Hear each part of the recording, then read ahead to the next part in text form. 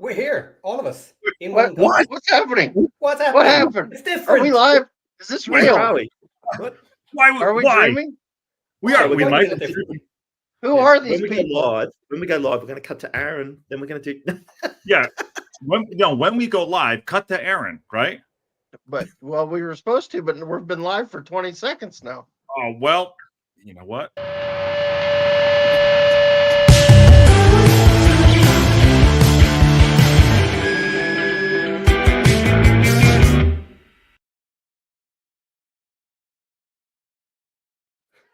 I guess we're live now. There we go. What's going on, fellas? How are you?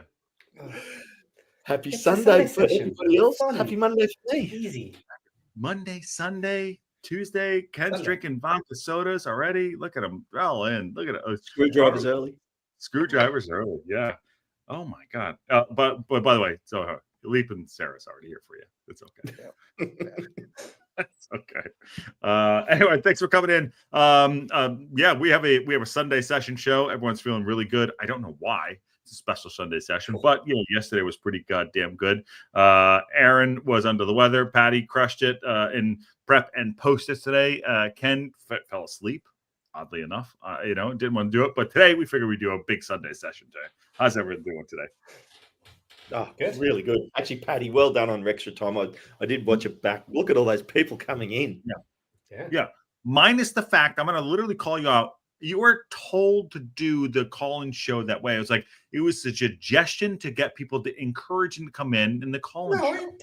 No, it was like, I was offended. I'm like, let's say, like, he's You like, can be offended, but they were Easily calling me in offended. the middle of the show. So I had to drop someone else in it. It just took the pressure off my back. I said, everyone's going so fast.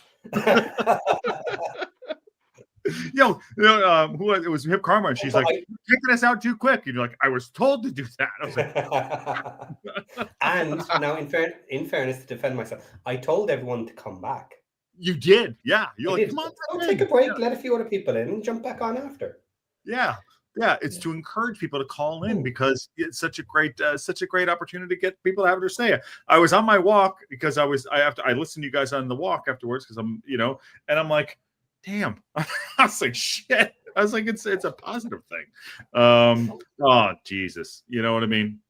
That is literally 30 minutes from my house, or maybe 40. He's robbing it right now. That's why. That's so close. Yeah, probably because I'm over in Rousey territory. You are in Rousey territory, yeah. And on the other side of the country. But Steve, a little bit later in the show, I'm going to let a little teaser out for you. So stay tuned. Yeah, he's going to put on his tassels. But to your point, by the way, a great show. I'm just messing with you, by the way. But It was fun. Really good stuff. Do you want to just open it up and then we'll get into the stuff? No one, because Ken, you fell asleep. Fucking, you just give up on everybody. I was up at 4:30, and then and Aaron, and Aaron, you have your say. Do you want to just go into just like a full that, and we'll get into the good stuff. Well, where we want to start? Where we want to start? Go ahead. Yeah, we fucking kicked Burton's ass yesterday. That's what happened. There we go. Took him to Pound Town. Okay. Yeah. So obviously on the thumbnail it says it's Fletcher. Fletcher was talking about getting a new contract, the Fletch capacitor. I was like, okay, great. So yeah, we crushed it yesterday. First half was terrible. I'll tell you what, I thought it was. The first half was a very that's just kind of how we play here recently, But credit to Parky, he made a change. He said, okay, we need to get more attacking. We're against 10 men. We're going to make the switch. We're going to pull Macca off, put Barney on. We're going to put Lee on, take Dabo off, which I think that might have been partially because of the gash on his leg too. But I think you're starting in the middle of the story. I think you're not starting. I think you're not starting at the start of the story. Why? Because of the Fletcher came on. Right. Well, that's what I'm saying. Well, that's what I said though. Because of the red card, he realized we need to play more attack because we weren't playing attacking enough. We needed some more creativity in the midfield. We needed to do had to get our best creative players on the field, best attacking players on the field, and he did that. Josh, Made that Aaron's doing it like change. a Tarantino film. I know you're doing Kill Bill. Well, I mean, I think that was the big story. I mean, yeah, sure, there was a red. Yeah, the red card was a red card. But I mean, what do you want to say? It was an obvious red card. Yeah, it was an obvious red card. Is Yeah. what it is. He got sent off. It was deserved. It was right. It was the right call. I don't think it was malicious. but it was a No. bad challenge. Yeah. Going for the You ball. know, Yeah. he was going for the ball, but he caught him. Yep. Studs up in the calf. I mean, it was high. You know, That's his second of the year. Pat, I know. Was it you told me, Patty, you told me that? Or is that, I think you might have told me that, Patty. It was the second of the year. It was the second. Mm. Yeah. Also, we had, and then of course we had Fletch coming on early because J-Rod seems like he picked up a. I love it. Kelly, that's so good. Yeah. Is it a John Deere? I love your tractor. I love your tractor too. Is it a John Deere? Oh, yeah, you go. Sorry, go ahead. Kelly, I want to see a picture of your tractor in the Discord. Yeah, I gotta send that. Yeah, you gotta send it. Love it. Love it. Yeah. And What color is it? trying to keep Green it or fun. red? Yeah, Kelly? it's green and red. I think we'll try to keep tonight as if like it's just us talking. You know what I mean? So let's try to do that too. Oh, it's a New Holland. Oh, Well, good. blue. What are those blue? Yeah, the blue. That's The blue. yeah. How about that? All right. All right. I'll look it up. You keep talking, boys. I'll look it up. I know my tractors. There you go, blue. Yeah. Yep, nailed it. Go ahead. Drew. She thinks my tractor's sexy. There you go. Solid song there. Solid Aaron, song. You were right. You were right about the game. Like, in terms of what happened, in terms of the red card, and then obviously the Parky making the changes. J-Rod tight calf apparently, so coming off, but bringing Fletch on made all the difference, and it was really, really going. Yeah, but even bringing him on, I mean, I was in the first half when he came on, and I still didn't think we did enough with just him on. You know what I mean? I don't think it made that big of a difference going forward. But once we made that change to get Lee in and get Barney in, I think we started to, and we had a lot of the ball, which we were going to, especially when we were down 10. But I think we did start to look better. And then once the penalty happens and Fletcher fires that thing home, it just broke. They just broke their spirit, and it was over. Do you think that? So we are confirmed that, I don't know if anyone heard this. Did he actually have a calf injury, or he pulled him off? Like, do we know this for? I don't know if anyone had that. That's all I've heard. I haven't heard any suggestion that he was just pulling him off to pull him off. All I heard was it was a knock. So if you've heard something else, maybe I don't know. I haven't heard. I heard tight calf. I didn't hear like a tear or anything. That's all I heard. Yeah. But I didn't hear that. I didn't hear that. I just heard a knock. So yeah, we were up to Fletcher there. Talk about ice in your veins, taking that penalty. He just took that extra time, and it was just like you're waiting and waiting, the anticipation. Well, no, but you see what they did again?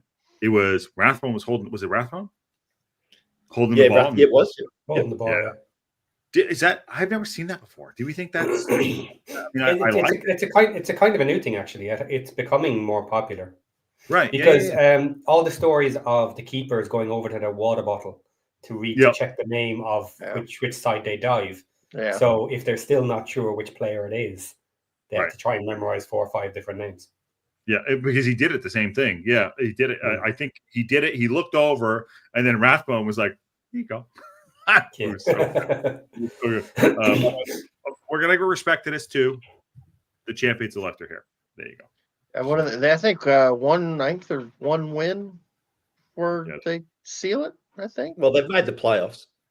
Yeah. Yeah. Oh, I mean, the playoffs. Yeah.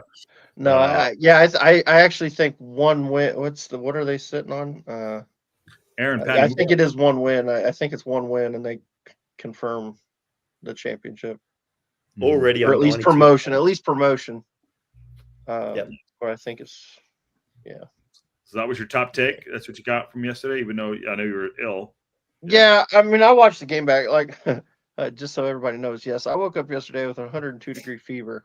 I was not in good shape.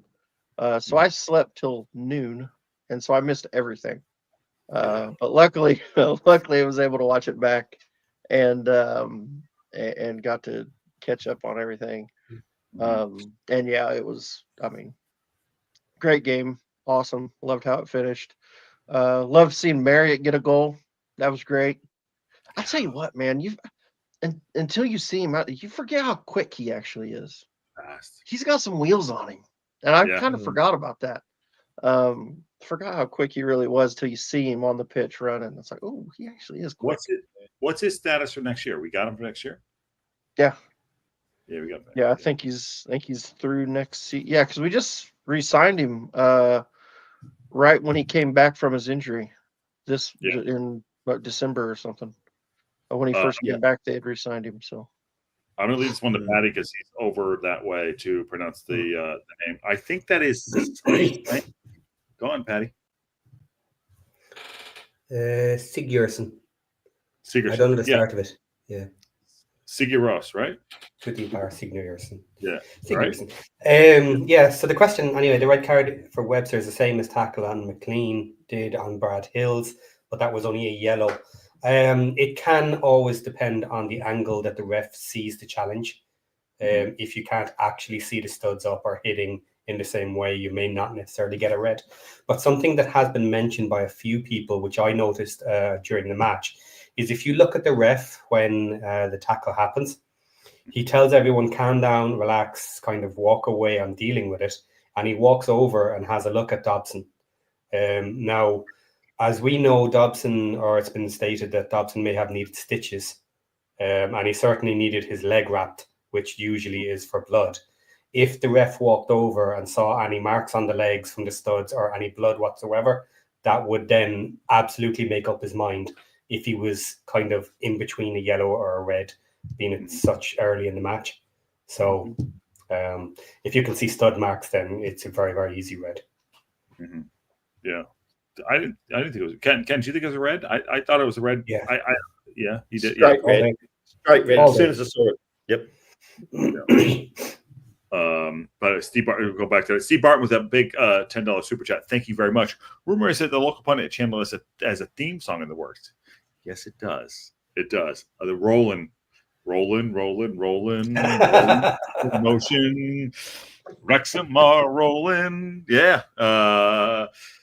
Mullen Palmer. We got it. We were working on it today. Mullen Palmer, J Law. Who cares? J Law. No, Steve Barton called me up earlier. I just bring the cat out of the bag. He called me up. He's like, "Hey, listen, you've been singing the Rolling song, but it's got to be to the Blues Brothers." He's like, "Yeah, here we go." Yeah, he's like, he said, all this shit. It's like, who he missing in this thing? So he's got something working on there. He actually been writing out. He actually sent me a message. I'll show you right now. He sent me a text message. While you're looking for that, Josh, my only request is that you sing the theme song. Well, no, I'm going to make it a music video. So, move it up, cross it in, head it in. No, Wrexham. That'll be fun. This is going to be good. This is going to be good. Now, you got to get highlights. You got to put it over highlights of guys doing that. Yeah. Guys crossing the ball in and heading the ball. Yeah. Yes. Move it up, cross it in. This could be great. This could be great. Yeah. There you go. I can't wait to see this. Well, you're going to be a part of it. We're going to make the music video. Yeah. I'm down. This will be fun. Yeah. Move it up, cross it in, hit it in, Wrexham. There you go. We're going up. Awesome. There you go. So there you go. We totally went off cater here. All right, there you go. Anyway, what else? I don't care. Let's just have a good night. What else we got here? Sigurdsson. Go on. What do you got? Well, I mean, look, the game. I mean, we're on the game. We got to the penalty. I mean, the game really opened up for us, and then, like we said, Smith scored as well, obviously, Smith, and then obviously Aaron talked about Marriott's goal, but it was really great to see us actually. Well, and the result of that game and the other game meant we only got our goal difference back to 1 goal. Yeah. And both those goals as well from Smith and Marriott had fantastic passes into them as well. They were excellent to break the lines. Yeah, I'm pretty confident it was Barnett that did the one for Barnett did one, Longman did the other. Longman I think it was Longman for Smith and Barney for Marriott. Yeah. Are you who who wants to talk about that conversation to have time to McAdoo get pulled because he was crap? I don't think he got pulled because he was crap. I don't think he got pulled because he was crap. I think he got pulled because we have more attacking options. Yeah. And Yeah. the same as Dobson. You're not pulling Dobson because he's crap. You're pulling him because Elliott Lee creates better. No, in fairness, you're pulling Dobson because he had holes in his legs. But he was playing okay. But if that was a game, we didn't. You still would have been okay with doing it. Yes. You could have stayed in, and nobody would have.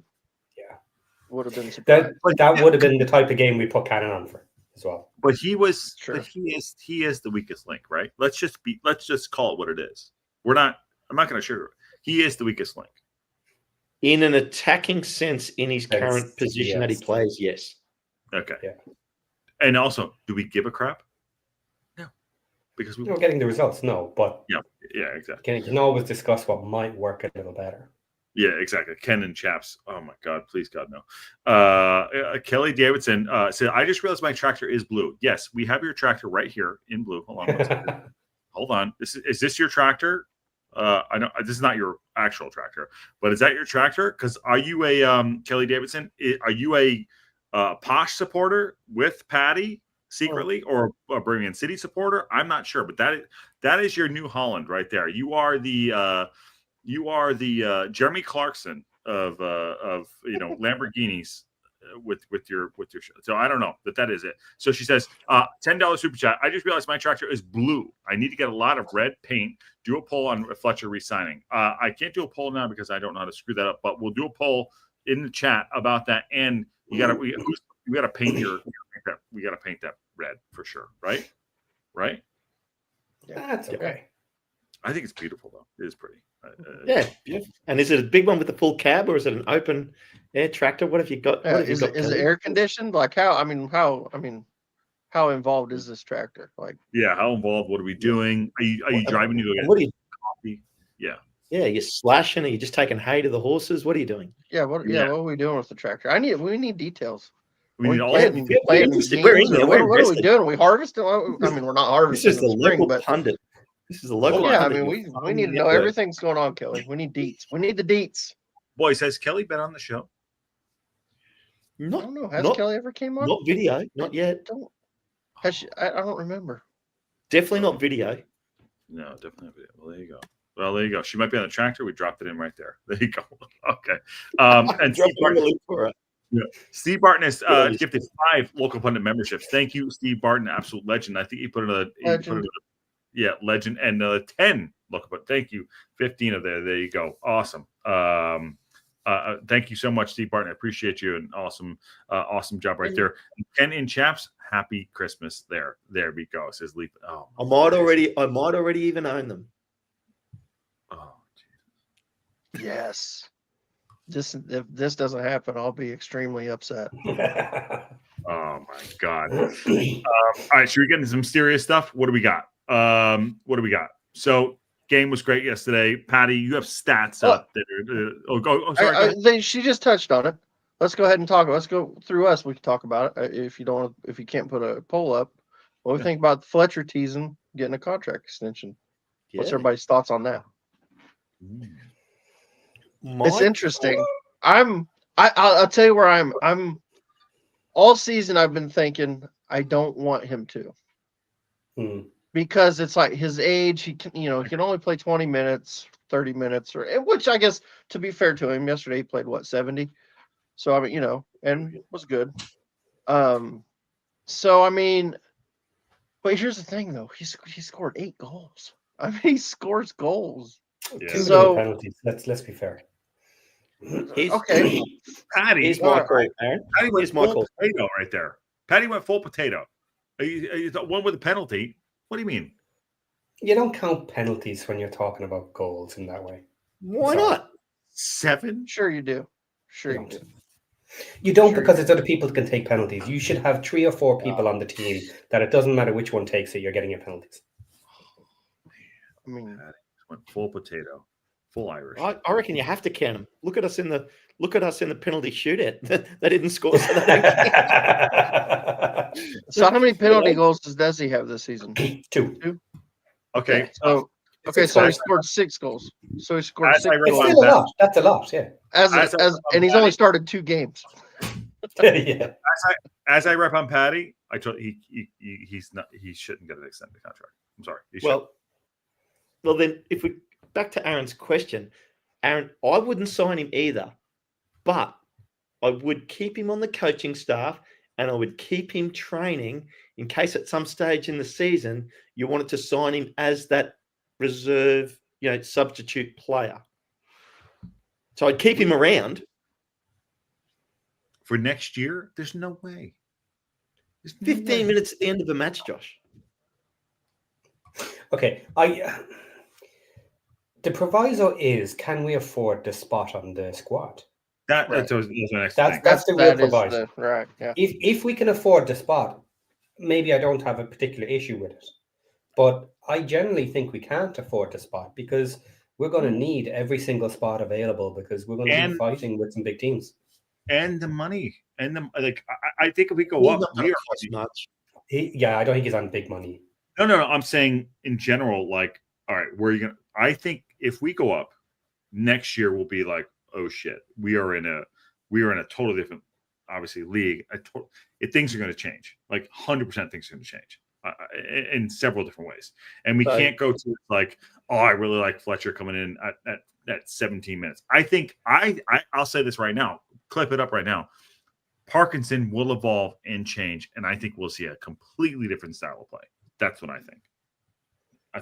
No. No. I don't think so either. I'll disagree with that. Yeah, but you think about it. He's not going to cost much money. You could have him around. Yeah. Parky always leaves a spot free, Paddy. Not that he's still has one free right now. Yeah. That's right. One thing I'll add too. With those 6 goals in open play, I think all but one of them was a game winner. Mm-hmm. So I think he has almost single-handedly kept us in this fight for promotion. To be fair, so I could go either way. I wouldn't be completely upset if he didn't. You know what I mean? I wouldn't be like, oh, this is terrible. Why would we not sign him? But also, I wouldn't be super upset if we didn't either. It's if we've got the room, like Patty was saying, if we think there's enough room and we have a spot for him, and it's not going to cost us like what John's saying, then keep him around because I think he's a good guy to have in the locker room. He's a mentor. He can, how many of those guys, even Palmer, and Palmer's no rookie. He was talking about learning stuff from Fletch earlier in the season. All those guys are going to Fletch to learn, So if he can contribute in that way and he can still give something to the team and not hurt us as far as needing that spot for a different position or, as long as it makes sense, I'm perfectly fine with it. So I could go either way. I'm not going to be upset I'm not going to be upset either way. It depends how they decide to go about promotions and bringing in new players, because I think they are much better off if they target the positions that need it the most and go big.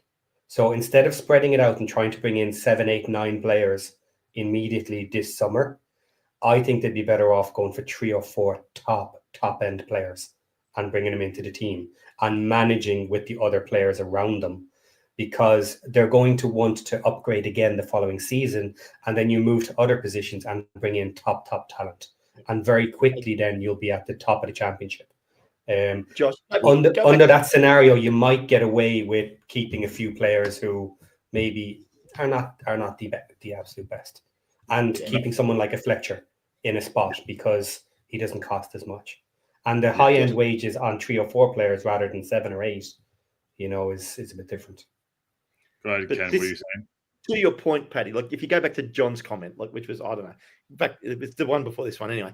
He's going on about, it'll bite us in the ass if we do. We were going to get bitten in the ass when we went from National League to League 2 because it was a big step up. We're going to get bitten in the ass when we went from League 2 to League 1 because it was a big step up. We're really going to struggle. Now, I agree with you. I think it is the biggest step that we're going to have to take is League 2 to the Championship of what we've done so far. But we're not going to get bitten in the arse. I think we're going to be a mid-table team. Yeah, with good signings. Well, not to get off topic to get to next year because we totally like we went down a. We still got to get promoted. We still got to get promoted. That's the other caveat. Yeah, that's the other caveat. What if we don't get promoted? Does that change your opinion? What if we don't get promoted? Does that change your opinion? If we stay down, we end up in League One next season. Then does that change your opinion on? Say, Josh, you said no. Does that change your opinion on keeping him for next season? Well, we're getting promoted, so right. I mean, yes, it does. But there's no. To me, then I would say I would definitely keep him if we stayed down. I keep him either way, but I keep him in different scenarios if we go up. If we stayed down, I would absolutely keep him. One, because it's an easy player to leave out then when we're in the championship. And I would do a version of what I just said this year anyway, even if we stay in League One, is probably bring in 2 top-end players and do a little bit of a Birmingham on it. Spend big money to someone who's willing to come now, have 2 of them ready, and then next season add more, and then do a 2-season upgrade on the entire team.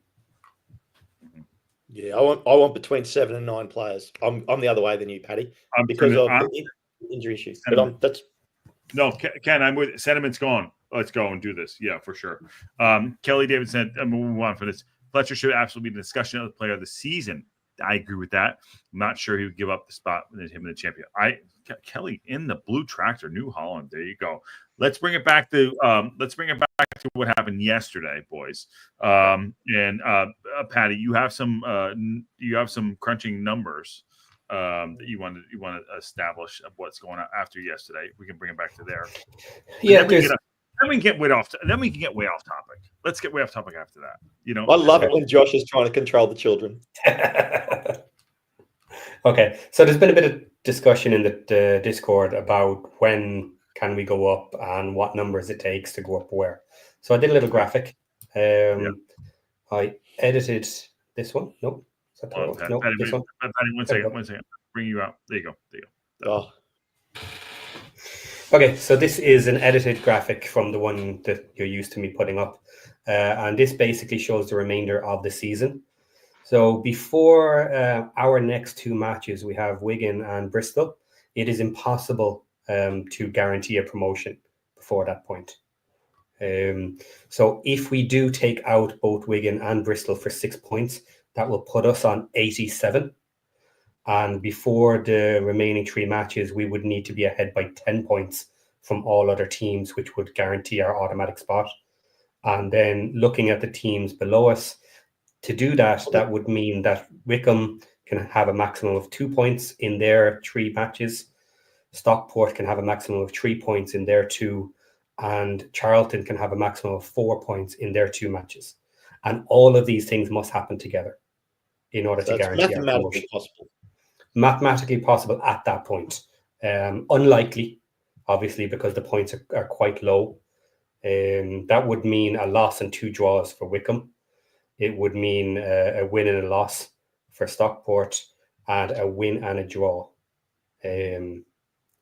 only for the others. So technically it's possible if it goes the right way, but it would mean them losing a significant amount of points.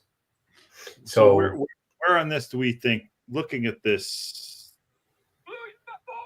thing right here, sorry about that. Mm-hmm. Where are we at? Where are we at? Well, one question just to answer for everybody is everybody thinking it's pretty comfortable that we should win the next 2 matches? Well, I said it before the last match. I thought we needed to win the next 3. And I think now if that happens and we do win the next 2, it's just probably a point against Blackpool to get it done, in my opinion. Obviously Huddersfield's got to do it against Wickham this week, but to make that more of a scenario. Yeah.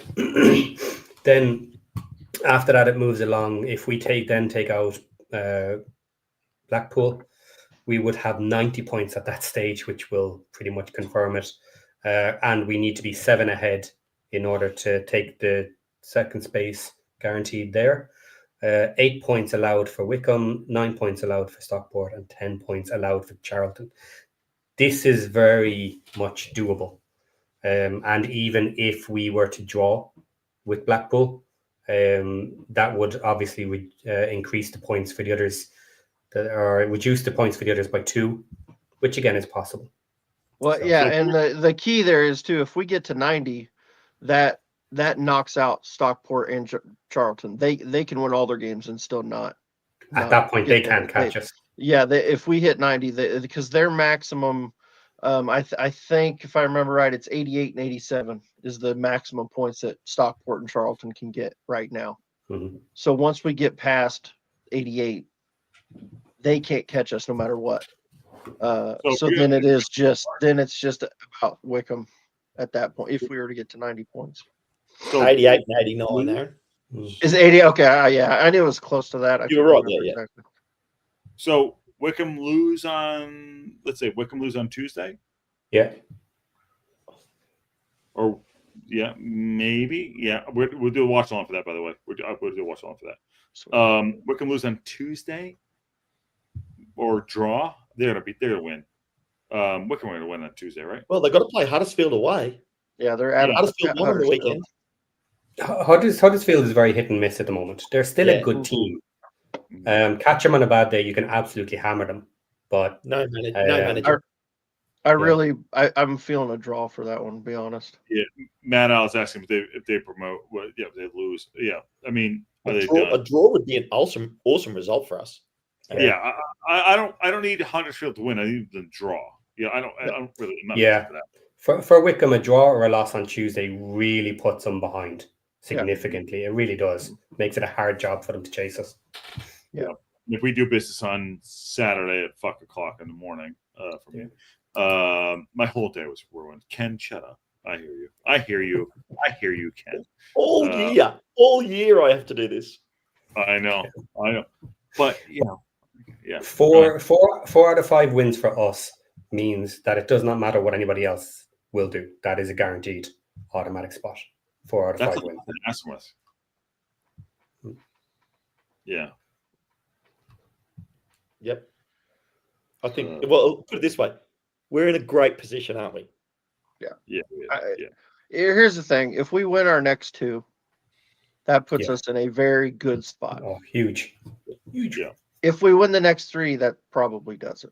Well, Are you worried about Charlton anymore? You guys are all like, 6 to midnight for Charlton. No one's worried about Charlton anymore, right? No, Charlton's going to finish third, in my opinion. What? They screwed up. Charlton's going to overtake Wickham and finish third. Yeah, but I'm talking about you guys all went 6 to midnight, taking us over. Well, they were the most dangerous, but they've messed up. They've not taken their chances. Yeah. So that's this one. All right, this is what's happening in the last couple of matches. Charlton drew in that last match. When you did this, Paddy, you looked at Charlton's run and it was really easy, except for 2 games. They got 2 away games, the second last and third last game of the season against Wickham, then us. Yep. Yeah. And really, they're at a point. They're at a point now where they've basically them and Stockport both basically have to win out to have a legitimate shot. And what really pushed it that way as well is the loss to Peterborough. Yeah. The first match here that you see for them, their loss to Peterborough and now their draw with Lincoln is really making it very tight for them. Here's an interesting question. All 3 of those teams, Wickham, Stockport, and Charlton, if at some point it becomes mathematically impossible for them to make auto promotion, do they start protecting players for the playoffs? And when you look at Wickham and Charlton, they've got to play we have to play Charlton in the second last game. Wickham have to play, Charlton. These teams might start resting players. I could see that. That is true, but I was on a Charlton podcast today, and not on it. I was watching it. Sorry, I was watching it, not on it. Why? And they were saying that they really want to have home advantage in the second leg, so positioning will actually be important for them. So no, I don't think they will completely drop players, and not as early as the Wickham versus Charlton match anyway, because those points are Patty, don't go on Charlton Rocket. I love that. Please. He misspoke. I know. Well, see, what you don't know, Josh, is that's his other second team. Well, he's not just a posh guy. He's not just a posh guy. He's big. Big Charles. Have you got your jersey yet? It was in customs. Yeah, did you pay your money for your posh jersey? No. He has. He's just not telling us. Patty the other day was like, chest out. I'm going to pay for the, bringing it. Like, bullshit. Let it sit and doesn't deliver. That's on posh to lose. Screw that crap. You know what I mean? No. He's like, I'm gonna pay to get it out. No, I will pay to get it out. I know that, but they never bloody well told me it was there. I got no follow-up emails, nothing. Thing was just sitting in customs and no emails, no phone calls. Nothing. Yeah, Jeff, I'll pay for it to come out. I got it. But I'm gonna give Amanda a shout out, by the way, because it's never coming if you're paying. Yeah. Patty, just get a white T-shirt and just put posh on the front of it, literally in blue, and we're done with this crap. Because you know what? We'll be in championship. They'll be there. I get it. We all know our shit. Amanda Sherbert, by the way, and I like Sherbert, by the way.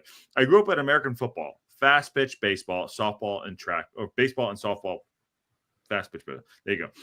High school champion and BB and FB, but I never heard of soccer until I moved to a larger school. But now NFL, AFC, and football. Well, someone else take that globally because I'll say something stupid. Boys, want to have that? I'm just glad they're watching football. Yeah. Because you don't get to watch a World Series of American sport. Oh. Yeah, that's how it is for here. Our local high school doesn't have a soccer team either. Mm-hmm. So yeah, actually, that's one thing that's going to be interesting for our kids when they get a little older. Patty said, Matt says, Patty says making bets all the season kids. I mean, next year we'll do it. Well, next year. Yeah. They did mention back earlier. The other reason I want to see is the quicker we get to securing it. And I'm not, I want us to get there as early as possible because I do want to see some of these other guys get a run. Yeah. I do want to see Mullen back on the pitch. I do want to see Ashfield play. I might even allow an Ollie Palmer swan song. Oh, shit. You know what, though? Here, you know what's crazy, though? And he did this last year. Parky, he's not big on resting guys. He didn't rest anybody last season. We played them. He stuck with the regular 11 even after we were promoted last season. He's going on. Yeah, he played it out. So I think it just depends on the. There you go. Yeah. He knows Josh is going for a tattoo. He's up. Actually, Parky probably wants to play the Unchanged 11 just so we can see Josh get the tattoo. Yeah. By the way, this is the Gamecocks. That's a southern. I think it's South Carolina. South Carolina. South Carolina. There you go. Yeah. And Ken, don't get excited. Those are not gonna lie. When I was in high school, that the hat. The Cox hat was very popular. Yeah. In high school. And I'm from Indiana, but that one was still very popular. Yeah, it's so good. By the way, other than the New Holland blue tractor, what did we see yesterday? I think, speaking of cocky, I thought something transitioned from the game before and in this last game where it's like, okay, I don't think we're playing. I don't know if you all agree. I still don't think we're playing our best football, but like something's changed, and I want to know what you think has changed. What we think has changed. Well, I'll go quicker than let the other boys have a say. I don't actually relate the two games. I don't think there's been any change. We played against 10 men for basically the entire game, and the game eventually opened up for us. No, I'm talking about attitude though. You don't think it's an attitude or no? Or yeah. Parky, I mean, hats off to Parky. He went attack because he knew he had to. He had to keep the pressure on those guys because we had to score. We had to win that game. And so I think that was probably the major difference psychologically, in my opinion. Yeah. But I think, it'll be back to what we do when we come up against Wigan next weekend. So you don't think there's like a evolution, or you think it's just, you just think it was? Well, at some point in time, I agree with you that I don't think that's been our best football. But with only 5 games to go, whatever it is at the end of the season, our best football was whatever it was. Could we have played better? Would probably be the answer, and I'd say yes. Yeah, I agree with that. Yeah, I'm with Ken. I don't think we've changed anything. I didn't see anything that was different. I think, like you said, we're 11 on 10. But we did sit back for a certain period of that too, in the first half. It was not good. The end of the first half was crap, really crap. Wasn't great. Yeah. What did you boys think of halftime with the Burton manager keeping his football players on the field? My thought was he was going to have words with the ref, and he kept them out there so that they weren't near him. But I don't know. What do you think? I missed that. I didn't see that. It was a weird thing, yeah. And I don't know. That's as good a reason as any, to be honest. Get your assistant coach to hold the boys back and then go in if you're going to maybe try and have a mouthful at the ref or something. But I don't see what good that's gonna do you. Mm-hmm. You don't. I saw that. I thought it was very interesting. I thought he was trying to motivate them. You think he was trying to do some kind of gamesmanship? Maybe. Uh-huh. Mm-hmm. I mean, he was probably giving them a rap because they'd done really well to keep it at 0-0 at halftime play with 10 men. Yeah, I suppose as well, it may have been easier to get everybody together there just to say one or two things, well done so far, guys, or whatever, before going into the changing rooms and have noise everywhere or whatever. Because for me, regarding the ref, there was a part on the broadcast where they showed their manager looking on the mini screens that they have, basically looking at a replay of the tackle. And he didn't look like he was upset with the ref afterwards. He looked like it was one of those, oh, fuck. It was bad. You know what I mean? It was bad enough to get called a red, and he was like, nothing I can do about that. So I don't think it would have been to go in and talk to the ref. I don't know. But it's an unusual one. It is. Yeah. Before we move on, Amanda, were you on the women's USC Gamecock soccer team? And I mean, if you are, that's awesome. That's great. And Luke says, I think Wrexham were worried about slipping up, but the stadium felt really ready for an exciting move and goal. There was a lot of belief that we would get goals, says Luke, for the game. And at the halftime, like you're talking about, did you think that whatever they did at halftime, do you think that we, I just felt like we transitioned to a team that feels very, very confident. I don't know if I'm wrong or right. I don't agree with that. I thought they defended really well up until they give up the penalty. When they gave up the penalty, then they had to score. Yeah, had to chase. Yeah. Okay, and once they started having to push forward, that's when we found the spaces in behind them, and scored the next 2 goals. So it was all about. I mean, there's a chance that they could have held that to 0-0 if we didn't get that penalty. So I thought I mean, don't take anything away from them. I thought they defended really well. But I don't know. Like I said, I didn't see anything where I thought we looked different. I thought we looked. No, I just think that the team is starting to look more comfortable with what they're being asked to do. Mm-hmm. Whatever it is, specifically with the shape and the 1-1 up front. Mm-hmm. They seem to be more comfortable with it now than maybe it was at the very start. And obviously Smith and Rodriguez, Parky seems to be comfortable with what they're doing. I don't think he's unhappy with what Jay Rodriguez is doing. I agree with that. I feel like he feels like we can dominate when we want to. Now that's dangerous because it doesn't really work out. Does that make sense? We can go and Barney can flip it over the top and JM will come in and score the back. I can put one over the top and they're playing a high line and Smitty can go and put the back of the net. The penalty is the penalty. I get it. That's a whole other story. But I feel like he feels. I just saw that this last game. Like, oh, he's like toying with the other team. Is that too much? Am I giving too much credit? I think so. Yeah, I think we have a belief in our team that we can score at any time. now, and I think that gives us a little bit more confidence getting late into games. Yeah. Like I do think our team thinks we can score a goal. Yeah. We know we can score. Where some teams don't, that they really struggle.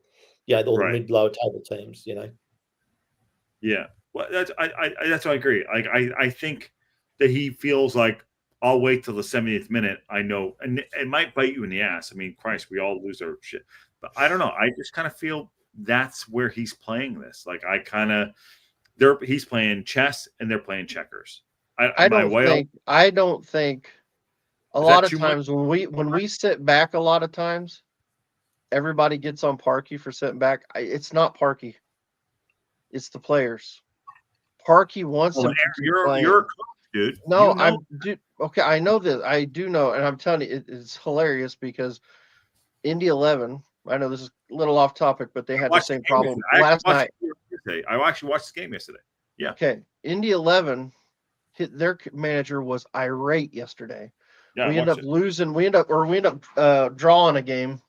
We were up 2-0, I think, and it was either 2-0 or 2-1. By the way, Indy 11 USL team. So just Aaron, USL team, my local USL team. And they, but their manager is irate because the players kept wanting to hold the ball back and they just passed the ball. When we had the ball, we were passing backwards, and that's not what he wants. He wants it going forward and getting it forward and be more attacking. And they were just wanting to hold on to the ball and see it out. And he basically, like, in his post-match interview, he's basically like, I'm going to get rid of the guys that don't want to do what I tell them. He was that mad. He's ready to fire players because they're not doing what he's. And I think there's a certain, when you listen to some, I know we always say it's a lot of coach speak, but you'll hear Parky say, I don't think we were aggressive enough. I don't think he'll say those things. He's not near as direct as what Indy 11's coach was last night. But if you hear what he's saying, and it's like he says a lot of things that we are talking about on the shows. Like, why did we sit back? And I don't think it's Parky necessarily all the time. I think he wants us to play more and get the extra goal and go after it. And I just think the players get comfortable and they just settle into the game and they're like, yeah, we're okay. We can hold on to this. And they don't take risks where I think he would like them to. John's having a bit of a dig at you, but Paddy, I mean, and I'll let Paddy comment on this. But did you notice, Paddy, in the game yesterday on the sideline, Parky's there and he's going, pick up the tempo. I need you to pick up the tempo. You need to speed up the passes to run these guys out and get it happening quicker. That's exactly what I'm saying. And here's the thing: and to what John's saying, he's a defensive manager, but he's also a direct manager. He's not a pass the ball around the back type. He wants the ball going forward, and he wants to get the ball and get it scored as quick as possible. He's not short passing. We'll hold on to the ball and get 75% of the possession. That's not the kind of manager he is. And when we have the ball, get it in front of goal and get it scored now. Like, that's what we do. And you don't see that as much. And we let the other team just have the ball and we sit off. And I don't think that's what he wants. I think he wants us getting the ball and going forward and be more attacking and be more progressive with our passing. And he talks about those things all the time. Publicly, but bullshit, dude. There's no way. The on pitch doesn't happen that way. Sorry, Aaron. Go ahead. Patty, go ahead. It's tough for me to completely agree with that. Maybe some of the ideas of it in general, yes, but there's too many matches it happens in. And I don't believe the players are rebelling against him to say, no, we're going to do it this way or any other way. He is the one choosing the tactics. And if he wants two things, and he wants you to be extremely solid and defensive on the left, but then go attacking on the right, when these things contradict each other, what are the players going to choose? Mm-hmm. And in my head, they think, and everybody seems to see it, is defensive is the first option. So sometimes maybe they're not taking the attacking road. And we've said this as well on streams and stuff where we're shouting the wrong bloody pass. You know, you're passing backwards or sideways instead of passing into more attacking positions. So maybe Parky would prefer those attacking ones, but they're taking the safer option. And the only thing I can see is when players start taking the safer options like that, it's because your manager is extremely defensive first. So they adjust back to that. Right. So we have 5 games. Is it 5 games ago, right? Yeah. How is he going to shape this next 5 games? What is he looking at? You put the stats up, you put the numbers up, all that shit. How is he shaping this next 5 games? He's looking for 4 points in every 2. I still think he is. I don't think he's going to push them to attack, win everything. So break that down. You said he's looking for 4 points out of 6. 4 points out of 6, right? Yeah. You're thinking he's doing a numbers game. He's not doing a still. That's his style. Hey, 4 points every 2 games will get us promoted. Yeah, it will. It will. I don't agree. So I agree with that.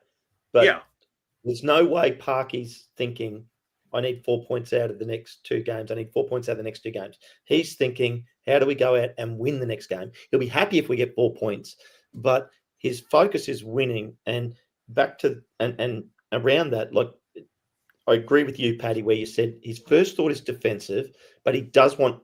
And then Aaron's right where he says they want direct attack. He wants him to kick the ball hard into attack quickly, get onto the front foot quickly. What we noticed yesterday, because we're playing against 10 men, we got to pass the ball around in the triangles and be more aggressive, which against 11 men, we have larger periods of the game where we get caught in a defensive mindset. Whereas yesterday, from 20 minutes on, we could be attacking the whole time. And the second half especially. The whole second half was basically played down there. Owen O'Connell, I think, fell asleep at one stage. He might have done. Arthur, I guarantee Arthur Okonkwo fell asleep at one point. Okay, but guys, there's no point going over this last match. This last match is a complete outlier because of the red card. I'm saying the red card, what we saw. But how many times have we had a post-game interview where Parky said we were pushing the guys to get the next goal, the second goal? He says it all the time. It's just we blow him off sometimes. No, but here I think you gotta. No, I think for that, like Marie from Soka, how do you manage the last 5 games? I don't know what happened. Like what he doesn't, he's like he's not going to play those averages. And yes, Luke, we shoot the rehearsal here, bud. You gotta drop in the chat, and you gotta come in. You gotta come in hot. Come in and start yelling. Come in, start yelling. Come on, you gotta come in hot. Tell us we're all wrong. We're all wrong. Yeah, you can't come in hot and just be like, "What's up? I'm here. What's going on? What's up, buddy?" Can't do it. Can't do it. Sorry. Come on, Wrexham. Yeah, really happy to be here. Thank you. Awesome, buddy. I got to give us more than that. You got to give us more than that. Oh, sorry. Come on, Luke. We're talking about how do we manage the next 5 games? And do you think that Parkinson's like, let's not go after it? Like, I mean, listen. And also, too, on the thumbnail, SVJ going in, doing his bits. Go on. Yeah. Well, I love that you're popping the comments. I'll have a go. I reckon we should put like 3 or 4 up front and just go all out attacking and just try and get loads of goals, like as many as we can, and go positive, like 17-0, just like Ken suggesting. I don't want to go for any of those 1-0 rubbish things anymore. Know what I'm saying? Yeah. Where are you, Luke? Where are you based? Me, I'm in Chester. Okay. Oh man, that's why he's popping the collar. That's why he's popping the collar. That's why he's popping. Luke's got Luke. What do you have in there? Yeah, some cider. I was going to go for Ovaltine because it's kind of late at night, but some cider now. Well, all right, Aaron missed it. I cracked the Wrexham lager in the game day build-up after he tried to get me to have one at breakfast time. I did. I tried. All right, well, give us the goss. We're going to open this up because that's on me. So, all right, game yesterday. Moving forward, next 5 games. Patty thinks that Parkinson's going to go literally all out, balls deep, and go for it. You don't think he's going to do it? You were at the game yesterday, weren't you? Yeah, it was really good. I just thought we just had to be patient, and the goals would come. I think that belief is building up a bit more. I think when the penalty went our way, it just felt like more belief that we could actually do this, and just felt less sort of superstitious. And so, a bit luckier. Like the luck fell our way yesterday. So yeah, I think we just stay steady, and if Max goes forward and we have like the wing backs coming in and kind of just kind of running up the field, and if we have like Rathbone and Lee just having the belief that they can dribble past people, I just want them to kind of do that really and just be confident, and play with that belief like Birmingham can do all the time. So yeah, I think go for it. And stay steady at the back as well, and not play panic ball. I've seen them a couple of times playing panic ball, just like hoofing it out the back and just not having that confidence to take a breath and then see your options and then pass it nicely. So yeah, I think we can do it. I definitely think we can get the automatic promotion spot. And you called in with Patty yesterday, correct? Is that correct? Or just you've been in with Patty, right? On the extra time? I think so. Just once before. Once you come on, yeah. Just you were on. I think you were on the last one I was on. Yeah. If I remember correctly. No, those are really good. Sorry, those are working numbers. Those are working numbers. You got to get those numbers up. You got to call in every week. Yeah, call in every week. Those are that's very kind. I just get yellow card. Sorry, Ken. Yellow card for mentioning Birmingham, Polymath. Yeah. Sorry, mate. Okay. Yeah. Sorry, Ken. All right, mate. How about this? I'll totally fuck up the show. The link is in chat, and Welsh Techie's coming in, and here we go. Oh my god! No tie and a shirt. What is who is? I don't even know this guy. I don't even know this guy. What's wrong with you? Not casual. I'm not Not always casual. Stop the press. I'm not always naked, you know. It's cold here. We have to wear clothes every now and then in Wales. You're a first class. I'm saving the tie for the special occasion when we get promoted, so it's fine. There we go. All right. On that So note, when are we getting promoted? Yeah, that thank you. Patty just stole my thunder. You fucker. God damn it, Patty. Right. Well, I was on. You probably blown it anyway because you were speaking. Josh, you were speaking to Rousey yesterday. I was on with Rousey for 3 hours this afternoon. We were talking. Did you do a 3 hour with Rousey? And 3 hours. We were only supposed to do an hour, but Rousey was enjoying it so much. We did a 3 hour show. Time out. You're telling me that Welsh Techie can talk for 3 hours? I would have never dreamed it. And I would have never dreamed it. Followed it up. Rousey didn't cancel you guys in 3 hours? Bullshit. No. He literally, we talked about everything as well, from everything. 3 hours. I mean, it was really enjoyable, and Rousey was absolutely loving it, and he was brilliant. But yeah, anyway, so funny enough, we were talking about this. I reckon Rousey reckons Charlton. I reckon Blackpool. I think we can beat Wigan. I think we can beat Bristol, and I think that Blackpool is going to be the one because I think Wickham and Stockport in particular are gonna struggle. I think Charlton will probably still be around there, but by that point we'll have enough because we'll have already 6 points on the board. We'll get to Blackpool. I think Blackpool might be the one. I think it might be an away day at the seaside, a long sticker off, and a bit of a celebration, which would be lovely because that means then we can come home to Charlton and have a big party. Yeah, and obviously, all you guys are all invited. That goes without saying. I have a ticket on the 26th. Just so you know. There you go. You see, there you go. Yeah. That's why I think it's interesting. Obviously, I was listening a little bit to what you were saying earlier about what Parky's going to do. What's his strategy for the next 5 games? He's not thinking about the next 5 games. He's thinking about the next game, and that's it. Yep. That's it. He's not interested in anything after that. He just wants the next game. And I don't know what you didn't see yesterday while I was sitting in my seat. Just before we started, George Dobson came over, asked for a bottle of water, and he popped painkillers. So he's obviously carrying something anyway before the tackle that he had. I've heard on the grapevine that there are a number of other players who are also carrying niggles at the moment. They've got bits here, bits there. Absolutely, yeah. All teams had that at this time of the season. Absolutely. But there is a significant number who are carrying bits and pieces. So I think Parky's 2 jobs will be, let's just do the next game, work out the next game, work out the next opposition, take them on, use our tactics that way, and manage the squad and manage what's going on. Because he is having to do kid gloves on some of these players to just keep them just to a level of fitness where we can keep, because what we don't want is them breaking down en masse. Because if that happens, potentially you could lose 3 or 4 players, and which is obviously not, that's the disruption that you do. Players are not on form. Evans, you can't bring in. You're not going to be in a rev at this point right now. Not on form. Other strikers. So that makes sense to me. And he keeps saying, we'll get him back in. We'll do the week of prep and all this stuff.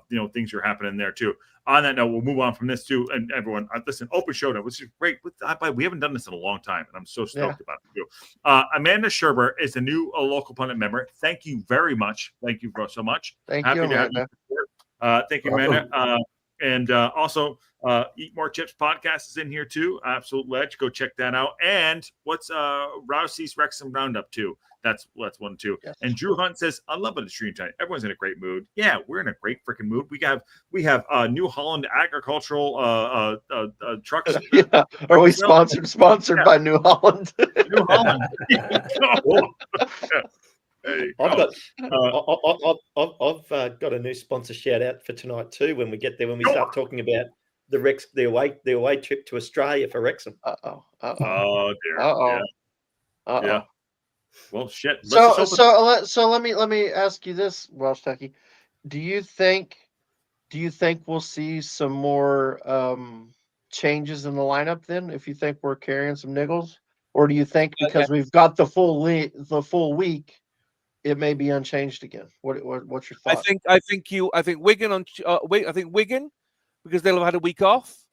You'll see the same 11, barring if there's any serious injuries. I stayed around a little bit yesterday after the game. I spoke to George Dobson, and I said, "How's the leg, George?" He said, "It's fine. It's just a cut.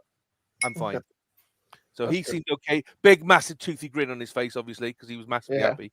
Yeah. And I saw J Rod walk out with his family, and he was walking okay. He didn't have anything on. Didn't have a boot on or anything. Wasn't aided. He was being a little bit tentative, but he wasn't wasn't in something where you're going, oh yeah, okay, his calf's blown, so that's him out. So if they can manage that during the week, because don't forget now they've got a week off. If they can manage it during the week, it's possible that you will see him at Wigan.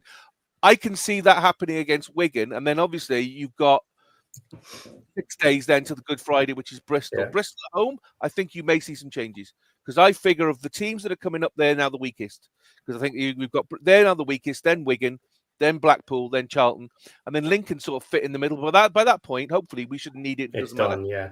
It's party time, and so if anything, if you are thinking ahead, that you're putting that right at the very, very back. He's looking at one game at a time. He's going, right, Wigan are the team, and if you look at Wigan's form at the moment, they're terrible at home. They can't score to save their lives. Their game, I watched the highlights of their game against Leyton Orient. Leyton Orient was shooting for fun. I think they had one shot right at the very, very end, and it ended in a 0-0 draw. It's basically because Leyton Orient couldn't score either. It ended in a 0-0 draw. So, and Wigan have said they're terrible at home. They're awful. We're going to take 4K fans.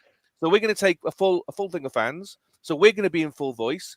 So that's going to be a big thing for them, because if you saw the highlights of the Bolton Wigan game, so obviously they're very, very close rivals. Bolton took a full range of fans, and they absolutely were like a wall of noise, and I think it really kind of put them off. So I think Welsh Techie, Wigan have also got a midweek game this week before they play us. Yeah, there you go. So they're going to be a bit goosed anyway, and we'll have had kind of a full 6-7 days to whatever. So, I'm going, so I'm looking forward to it. Awesome. I'm looking forward to being there, and I'm very fortunate as well that I'm one of the lucky people who've got a Blackpool ticket. So I'll be going to Blackpool as well, which is great. Is that why Manel asked me for a ticket? Manel asked me for a ticket. He's like, "Can you get me a ticket?" I was like, "How the hell am I going to get you a fucking ticket?" Probably, I don't know. Probably, I don't know. I was very, very fortunate. I managed to get in on the, on the platform, which is brilliant. So I'm I know how very, very lucky I am. But I mean, I've been lucky all season, to be brutally honest. So there's very few games I've missed. I've done pretty much all bar 4 games this season. So. Yeah, I've been super. So I'm coming over to the Charlton game. I can get one. I need 2. How much am I? I'm paying like £400 to get to Charlton tickets, right? Is that correct? £400? Who you buy? I'll sell you mine for £400. No, I would never know.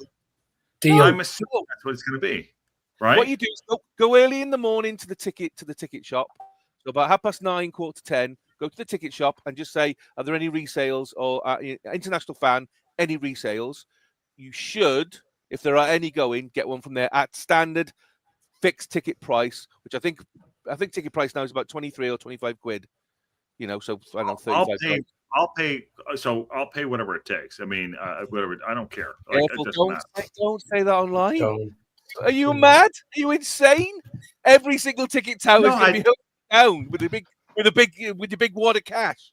Hey, anybody want to sell me a ticket for cost, and I'll sell it to Josh? Anybody? Yeah. Anybody? Okay. Yeah. I just put up Matt Al's comment here. Okay, I can confirm tonight 256 tickets for Bristol and Charlton will become available as per his prediction. Now, I have a little bit of insight into this because I've spoken to Matt Al about it. What he actually means there and why he has come up with the number of 256, that is because of the way they took down the COP side. Basically, they did not release past a certain point of the COP. Now that they have taken down the section they want removed, there is another small sliver of seats that have not yet been released, which will be released at some point. So you need to keep an eye on the ticketing system because they will release those seats because they are still available. I want to sit next to Techie and Luke. Where are you sitting? Luke, where do you sit for the games? Sorry. What? Sorry. Oh, well, wherever I can get a ticket. It's normally really last minute when I've found my tickets. So for Saturday, I found a ticket at 11:45. And I was looking at, I was just looking, I was going through the different stands one at a time systematically, and there weren't any seats. And then I go back to the first one, the Mold Road stand, and so I was just going through the last ones that were on there. Wasn't it worth it, Luke? Wasn't it worth it? It was amazing. It was really cool. It was cracking. This is the sad thing from my point of view, and Luke will back me up on this, I'm sure. You can experience all you can watching it through telly, but to be there for the first 70 minutes was absolute trash. I was screaming and I was hollering and I was swearing. And where I sit behind the old director's box, and literally I get into trouble a lot because there are some quite posh people in front of me, the directors and things like that. I literally am sitting right behind them. Right. If it's any consolation as well, Paddy, I said hello to Fleur for you. I said she didn't answer me at all. She didn't say anything. So I have to get into trouble because I'm a little bit vocal, and I'm a little bit the brakes go off me, and I'm FF this and F the other, and I'm screaming at the players saying, "Why are you fucking doing this? And why are you doing that?" But so 70 minutes was trash, but the last 15-20 was heaven, absolute heaven. Because even my brother, was sitting next to me. Now I'm normally the kind of the passionate one, and he's the reserved one, going, "Just calm down, will you? Calm down. You're the older brother. Calm down." When Steven Fletcher put that penalty in, he ran up and down the aisle, going, "Come on, come on!" He was properly going for it, and I'm like, "Whoa, what's going on here?" I mean, he is properly invested this season, bless him, which was brilliant. But it was. I love how we called you out your pod. It's the one thing I want the four of you to experience at some point in your lives, because it is incredible. I was speaking to a couple of Americans at the back before the game. We were speaking for a good 45, 50 minutes. And they were sitting in the tech end. I found out they were sitting in the tech end. And they were sitting in the tech end about 3 rows from the back on that side of the goal where when Sam Smith stood up and did his whole thing when he scored, he must have been right in front of them. They literally must have seen up his shorts. They were that close. Was Techie? I've been to the race course. Yeah, but you haven't scored. They did a spot. No. Yeah, they did a replay, and it was from behind when Sam Smith just ran up. And as he's going in to score, you can see the whole crowd rise, and then he scores and runs over, and everybody's just Paddy, sorry, of course, Paddy, I apologize. We have witnessed it, so you've been there, so you can back this up as well. It's a complete emotional, visceral experience because it's special. It's special. You feel it. You feel it. You feel an entire inrush of people going as that ball's going in, and then that explosion of stuff. And it's great. I look over because directly opposite me on the other side of the ground is Ryan. I can see Ryan from where I am. He's standing on the front, and I can see him going absolutely bananas. You know, this is a guy who's totally invested, and you're going to get fans obviously in there saying, you know, oh, he's there only there for the money, and they're going to be there 5 minutes. I defy anybody to look at this guy and how invested he is. I mean, you know, Luke, I'm sure you'll back me up on this. I was in row X. I was close. My head was closer to the roof than anything else. So it was just amazing. I love it. I'd had to kind of go like this to kind of have a look and to see what was going on a little bit. Yeah, some of the views aren't very good at all, you know. Let's be honest. But it was just brilliant yesterday, that last 15. On that note, too, I know the boys are in here too. By the way, Patty saw a 5-0 tranche. By the way, he didn't get the celebrated goal on that one too. On that note, Ryan was there this weekend, and people were saying like, "Oh, we didn't want to deliver. They were nervous and things like that." And on your pod, I think that's you, Techie. I think you said it on your pod too that you guys they thought they might be nervous not to play. Did you guys feel that when you were at the ground, Luke, whatever? Definitely not. I mean, when I put a little comment in the side just saying it just felt a little bit exciting. I mean, because I play badminton in a league, and when my dad and my sister came to watch me play for Connors Key a couple of weeks ago, I was tiny bit sort of maybe nervous, but I was more excited and just wanted to prove that I can do things. So I might have made one or two sort of little mistakes, but I just kind of used my experience and just wanted to play my best.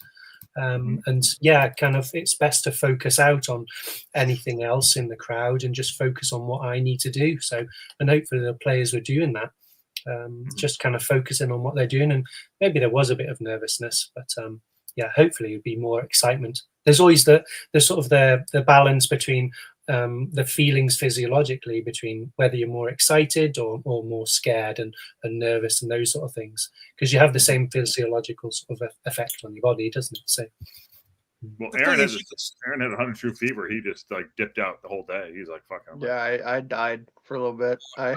I woke up, took some NyQuil, and I was out. Yeah. I was down for the count. What a thing to wake up to, though, eh?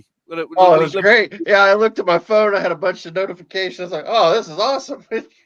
Just scroll. You watch Burton how they started, and you're thinking, "Well, yeah, we've got these." And then when they went down to 10 men, you're thinking, "Well, now the expectation is on where we've got to take these because they offered very, very little. You could see that the reason why they are where they are is that they are, you know, they're struggling. Do you know what I mean?" I will say this. I know you said the first 70 minutes were terrible. It was a lot easier for me already knowing we won. I already knew we won 3-0 when I was watching it, so it wasn't so bad. It didn't feel so bad watching it. That always helped. To this day, see, I couldn't watch. Remember, you know, the Great Notts County game. I couldn't watch it live. I literally had my hand in my hands most of it. Now I can watch it, no problem at all, because I know exactly how it's going to finish. It's perfect. Right. At the time, no. Good shout right there by John Goff about. I know you guys are at the ground where I'm going to, you know, whatever. We're kind of, I don't, you know, we're having a good chin mic tonight. The Marriott goal and the Smitty goal, like Marriott coming back in. You know, do we see him playing a part? So, and then J-Rod, do we think he's going to be out? I know we didn't. By the way, I asked the rest of the guys this tonight. Like, what's going to happen for the rest of the week? Well, you know, let's go around the horn here. What's going to happen for the rest of the week? Do we think that J-Rod it might be out? Maybe a Smitty comes in. What are we thinking here? Let's just go around the horn. Everyone, just someone step up. Yeah, I don't know. I would be curious. I would be curious to see if they went with Fletcher from the start, or if he decided to go with somebody else. That's interesting. I don't know. That will be, if for some reason J-Rod can't go, that it will be interesting to see who he brings in. Yeah, I'm not sure what he'll do, to be honest, because we really haven't had that situation this season yet, or since we've had those two in. It's been those two starting. So yeah, I mean, I'm with you. It's probably you're probably getting a tattoo, Josh. So yeah, unless his leg is hanging off, J-Rod's playing. Yeah, okay. You think so? Why though? Because you and your brother got into it the other day. Why did you and your brother got into it the other day? So whilst Techie quickly though, we all agree that Parky wants the unchanged 11.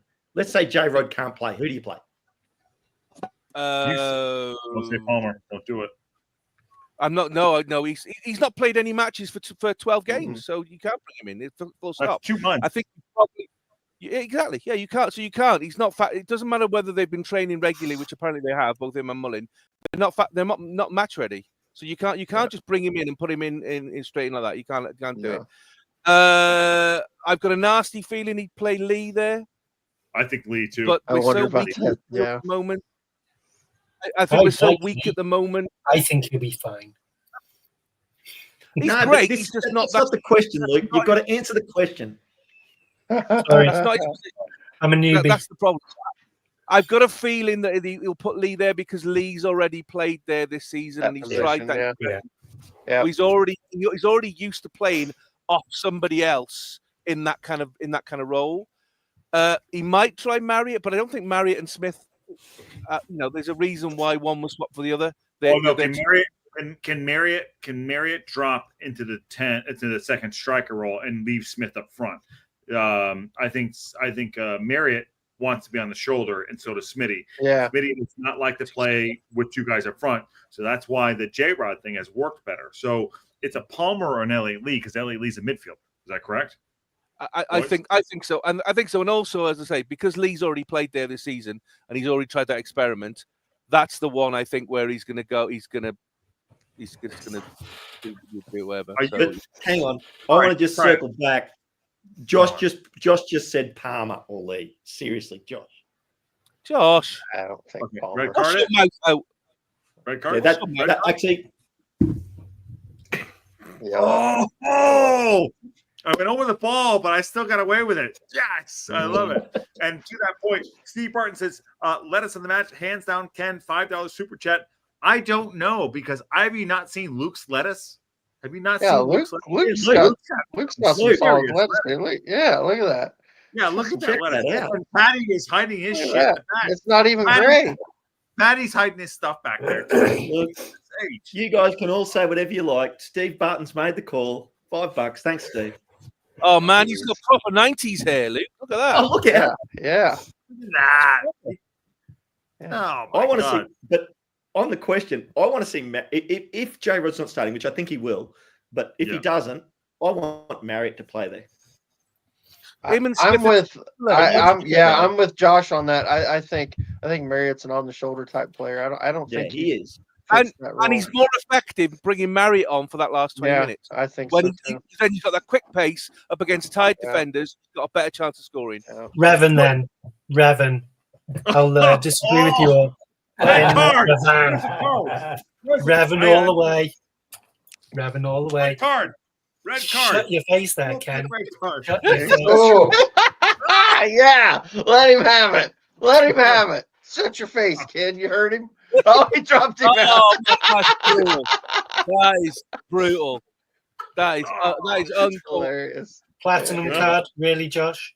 Platinum card. Well, platinum card. I'll pull the red card back if you can man bun it up. Can you man bun it back there? Then I'll pull it back. No, unfortunately, I've got 2 ball patches here, so I have to have my lettuce. Can't be showing that. I can't go out in the windy weather. That deserves lettuce of the match right there. Lettuce of the match. There you go. I'll take it. Thanks, dudes. For me, I think everyone's going to want to play every single match. Like when I'm playing. I always want to play, even if I've ripped my bicep, still want to be playing my badminton for the team. I'm like the number 1 for my team in Connors Key.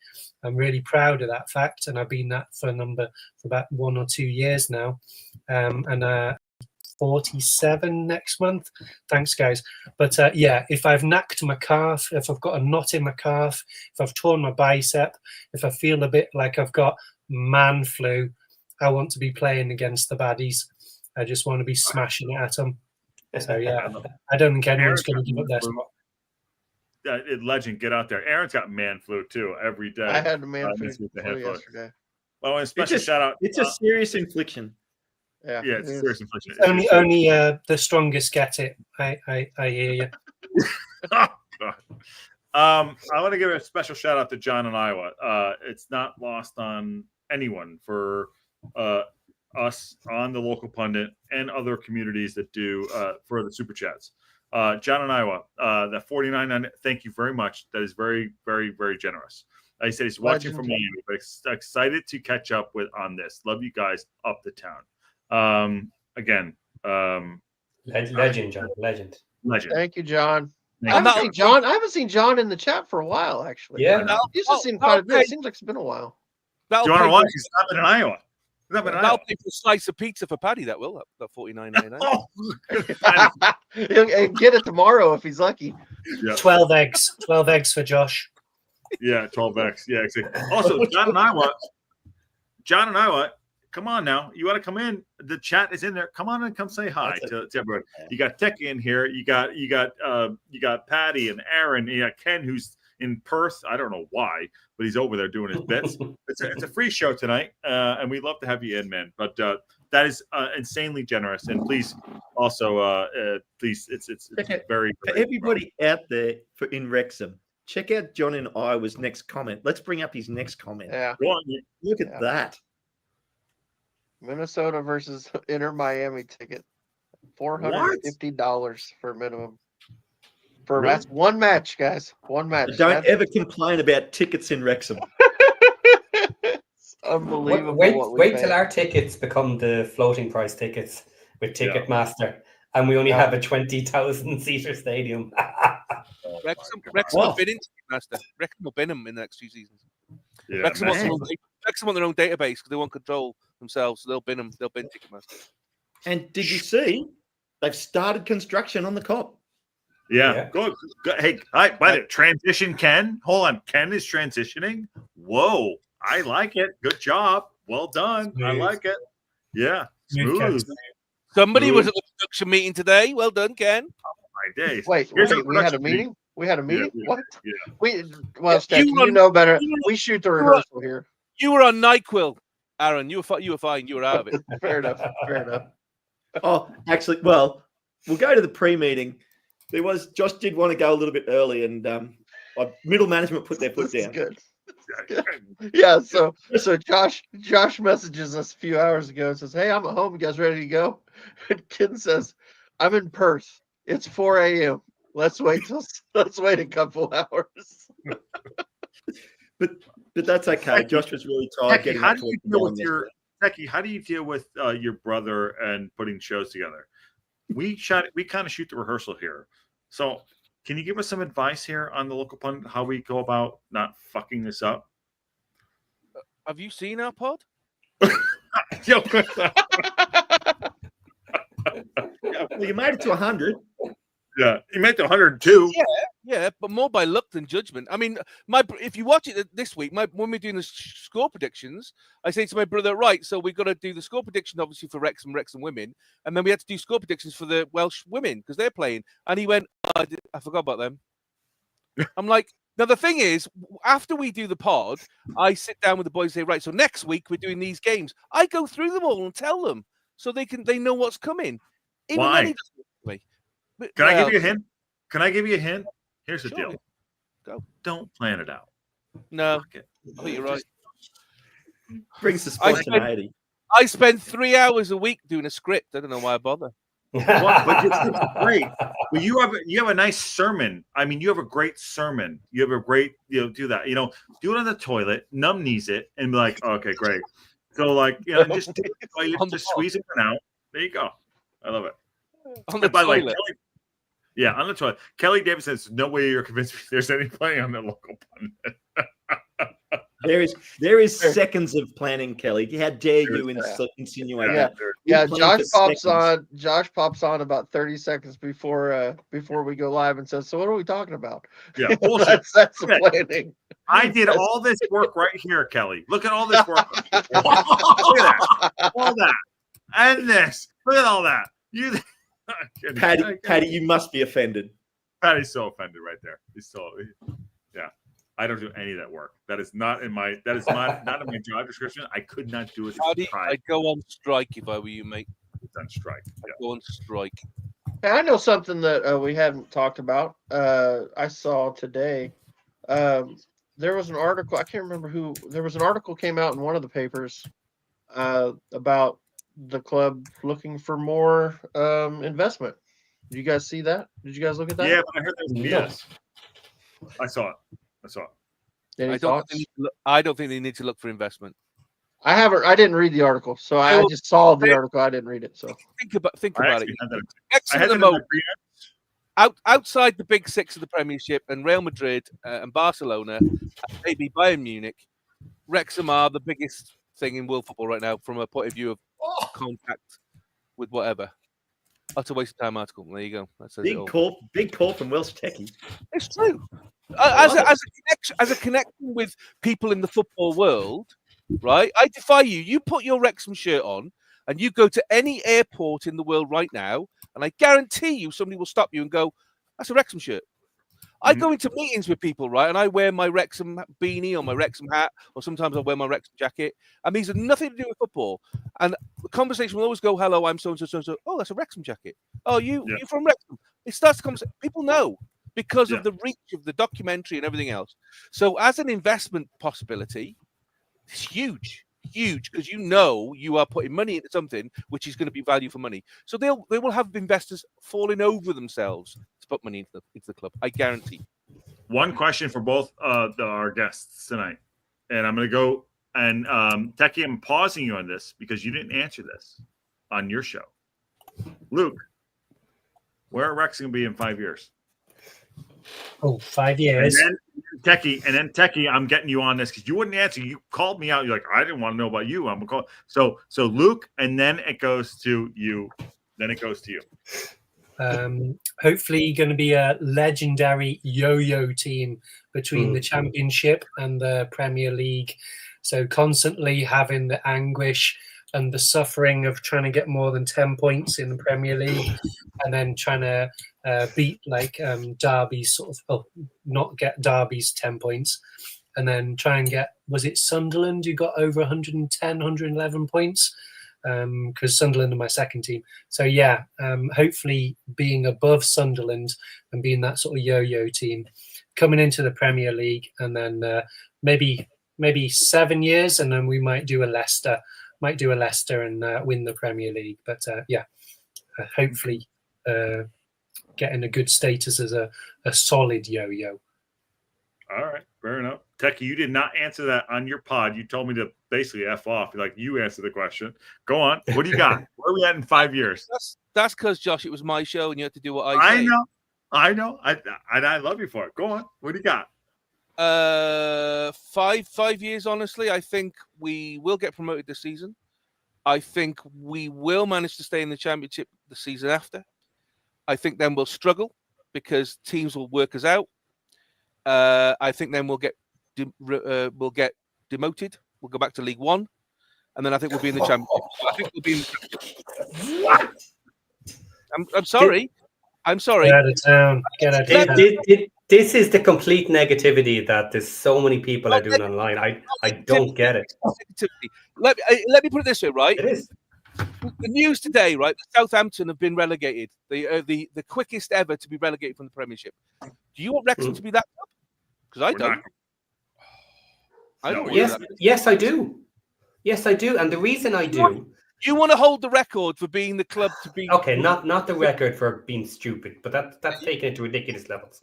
But I do want Wrexham to become a yo-yo club, because I think the only way to become a stable Prem club is to first be a yo-yo club. So my answer to the 5 year question is at about the 5 years, I would hope we have either just gone into the Prem or just bounced down out of the Prem for the first time. The problem is I'm not a fan of the Premiership. I think the Premiership is a massive machine for making money and eating up clubs. Apart from the top six who hold the monopoly, and they hold the monopoly for a reason. They manipulate everything and manipulate the money. They have all the best, they get access to all the best players. It's very, very difficult to break into that exclusive club if you are outside of it, as many, many teams have tried. And yes, you have your Brentfords, you have your Bournemouths, and they've done incredibly well. But is that fully sustainable? Is that going to be there forever? No, I think eventually they will weaken to the pressure of the big six or the big seven, because that's the way it is. And they will then be on survival mode. Unfortunately, to get to be a fully established, like a West Ham, for example, they've struggled over the years. Even they're a huge club, So you're always going to be on the cusp of that. Can we? Can't we? I just don't want to keep yo-yoing, because the problem is it won't take much then if you slip to then start tumbling down the leagues fast. And by that point, you're in a lot of debt, because you've had to spend a lot of money just to tread water with that bottom half of the Premiership. And that's the fear. The fear is that you can easily slip into that cycle. It's not being negative. It's being realistic. It's the fact. You look at all the clubs at the moment who are struggling, the Southampton. I mean, look at Leicester. Leicester bossed the Championship last year. No problem at all. It was easy. It was a walk in the park. And the crap. Look at this year. Absolute crap. Absolute crap. So because the gulf is so huge, and because that top 6, 7 clubs have sewn up so much of the funds and dictate what happens in the Premiership, it's a big machine for printing money for some and chewing up others. It's a terrible, terrible league. I know it's very attractive, but it's an awful league because it's not competitive. You say it's competitive, but it's not. It's not competitive at all. Unless you are that top 6 or 7 and you're guaranteed we're going to be fine, because we're always going to get Europe, and we're always going to get in the top, and we're always going to get the money, we're always going to get the telly money, so it's all going to be fine. And I don't want that for Wrexham. I want Wrexham to be in a league where you can compete and you can enjoy the football with you've actually got a fairly decent chance of getting something. And the Premiership is not that way. Sorry. I think if we listen to Ken, and if we go to Australia and in the summer and play there, but actually go to Thailand and try and pick up plenty of sort of fans in Thailand, because I used to live in Thailand for about 4 years. So when we had Man United come over and play the Thai national team, that was amazing. That was really cool. So yeah, I think we did really well to pop over there. Anywhere in Asia, Luke, I think you go to maybe not Thailand. I think maybe Singapore or Japan. Japan definitely. Yeah. J League stuff, that'd be great. J League teams. But I agree with you on the Asia thing. How great is that? Do we think that we're in this conversation though? I mean, I know. I love it. It's crazy. Right? I love it. Well, I love it. It's unbelievable. I've said it before. I'll say it again. This whole thing blows my mind. I'm blown away. I'm absolutely blown away. 10 years ago, I was sitting in Hayes and Reading. Yeah, I can't believe with a handful of fans and 2 men and a dog.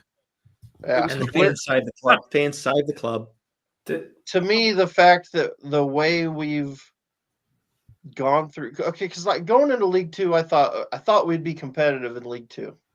I don't know that I thought we'd get up the first year, but I thought we'd be competitive. You know what I mean? I thought, okay, we'll be good enough to be competitive. But then once we got out, towards the end of the season, it's like, okay, we should do this. Then we got into League 1, and I thought, okay, 10th, something like that. We'll stay in the division. We're good enough to stay in the division.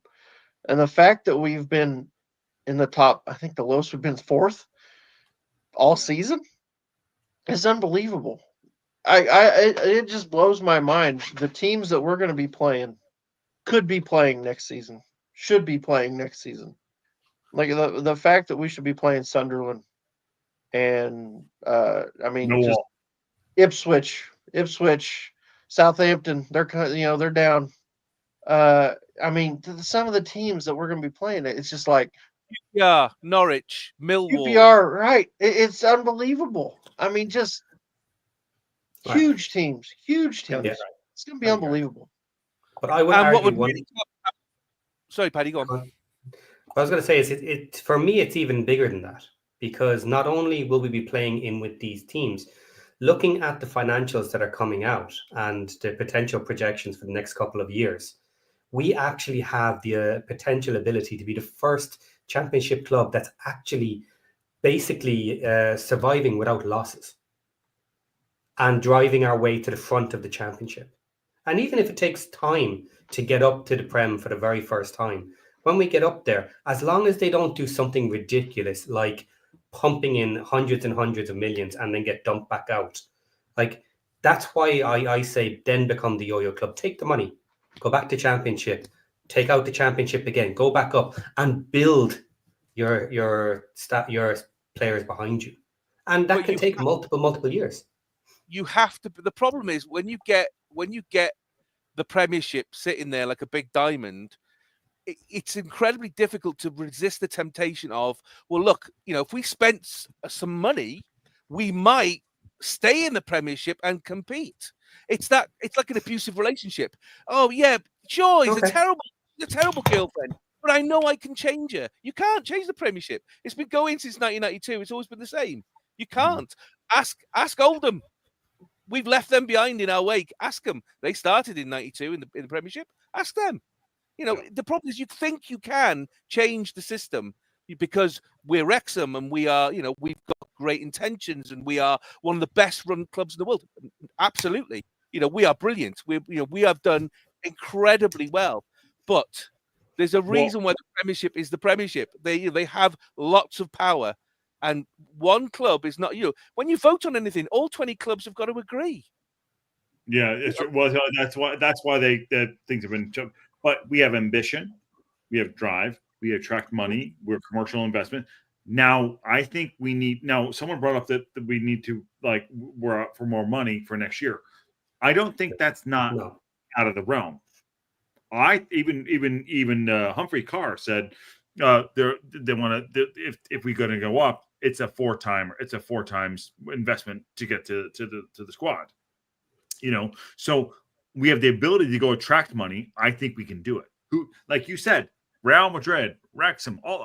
Wrexham's not Real Madrid or Manchester United. Granted, the scope of it is too. I mean, granted, that's why if you look at even like the channels, right? All of our channels, they're very compact, right? They're very compact. But if you go to a Liverpool or Manchester United channel, it's global, right? I think we're working toward that, and if we continue to do that, then we're in a process of I think we can get there at some point. I'm not saying I think we're going to go up. Go ahead, Ken. But Josh, to your point, Wrexham is already global. Look at us right here now. We're just smaller. Yep. For now, it's interesting, and I was going to drop the little bomb of basically I've already had some Australian fans reach out. I had and Sanjay, I'm going to give you the cred, owns a restaurant in Melbourne, has organised, he said, if you want to organise a catch-up for all the fans in Australia, we can go there, do a chat and everything, have a show if we want, do whatever. But it's, it's going to be huge. The club is just going to continue to grow. Mm-hmm. And there was the guy that dropped the news, who was a reporter for Channel 9, a television station down here. Yeah, he was on Rob Ryan Red, and he actually said, and I don't know where he got this stat from, but he said that the Welcome to Wrexham viewer numbers are the highest in Australia, which I found hard to believe that it would be higher than America. So I can imagine this game down, when they come, because I'd say it's definitely going to happen. It's going to be huge. It's going to be it's going to be a sellout. It's going to be an unbelievable event. But he was talking about, and it's in the middle of one of the other codes football season, so they've got to deal with some logistics around the pitch and the grass length and everything else and all that. But in saying that, it's going to be massive. Yeah, you misheard him. What he said was Australian numbers are the highest outside of US, UK. Oh, okay. Well, there you go. Which is, again, it's more to the point of Wrexham is already global. It is, and they're growing, and you can see it from the numbers that are coming out in the accounts, and they're going to keep growing. If the US is already at about roughly 50%, it's going to get huge. And this is why that whole thing about the story about investment is dog poop. It's not needed for now. For now, it's not needed. And John, it's not the MCG. Yeah, it's not the MCG. The MCG seats 100,000.